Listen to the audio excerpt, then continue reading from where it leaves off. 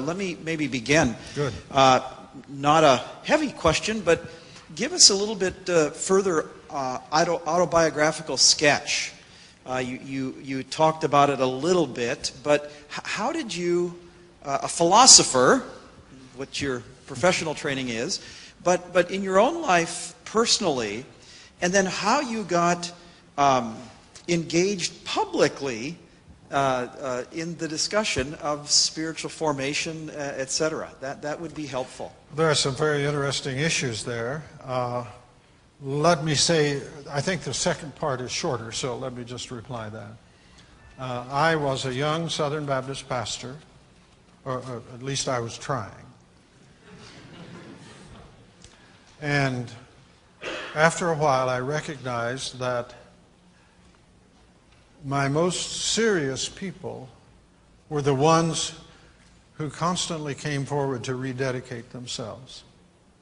Now, you know, if you're a Baptist, you can't get saved again. So when you fail, you just rededicate yourself. And I realized after a while that I was not saying anything that actually helped them change in the respects that were troubling them. And that is what made me begin to re-examine the New Testament and look at the teachings as well as the practices and the practices of Jesus.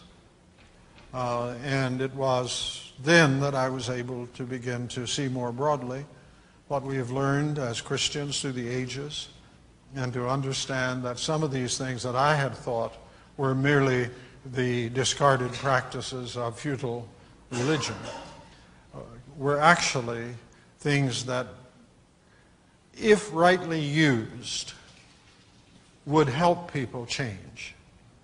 And so that's what led into that. Now, that took years of understanding and growth. And then finally, I began to teach on this stuff and give series on it. And Richard Foster was one of the people in the audiences, and so we worked on these things together some. And so gradually that emerged in that way. Now, personally, with memorization. So I'm going to get personal now, okay?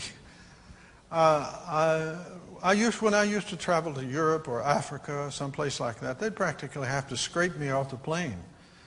I suffered jet lag so badly that it took me days to recover. They just sort of have to put me in bed and come back a couple of days later.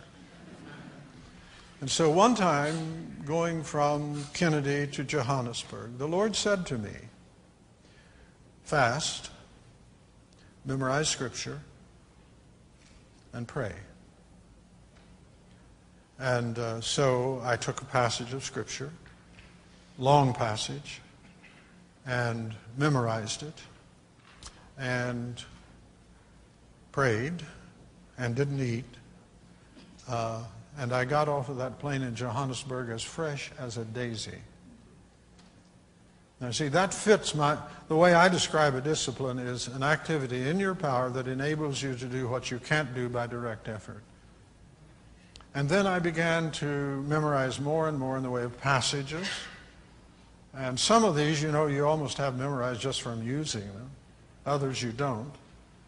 But I think I mentioned that in retreats I ask people to memorize Colossians 3, 1 through 17.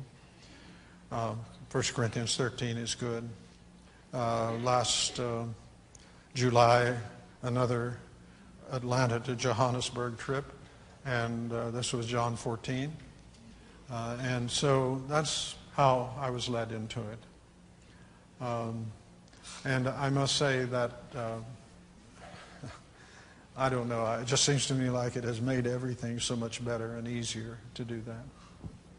Thank you.